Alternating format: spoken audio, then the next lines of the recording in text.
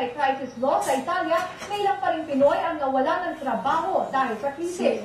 May report si Jasmine Badillo. Marami sa mga Pinoy dito sa Genova ang nawala ng regular na trabaho mula nang kumupit ang pagdating ng krisis. Ilan sa kanila ay mga Pinoy nurse na nagtatrabaho bilang leave-out caregiver matapos hindi na i-renew ang kanilang kontrata.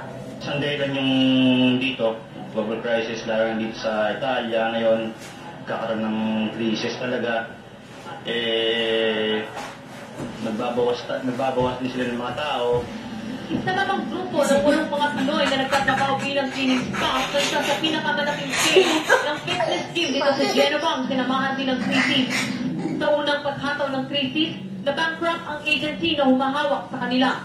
Hanggang ngayon, hindi pa rin nila nakukuha ang tatungkong sweldo nila mula sa bagong agency. Sabi nung nalulungkulan dito sa bagong agency namin na to, talaga kasi global crisis nga, nagtago pa rin dito, pati dito sa Italia, kaya hindi nila maibigay yung dating sweldo namin hinihingi. Ikiit man ang mga konsiderasyon ay pinala ng Italiano de Lavoro o CGIL ang karapatan ng mga manggagawa batay sa artikulo 2 ng Civil Code na nagsasabi pareho din dapat ang benepisyo makukuha kahit pabago na ang ahensiya. Iba naman ang problema ng mga empleyado. Binigay yung presyo na gusto namin, pero ang ginawa naman nila, ginawasan naman nila yung oras ng trabaho namin. Kung dating 8 oras, ngayon 4 na oras na lang.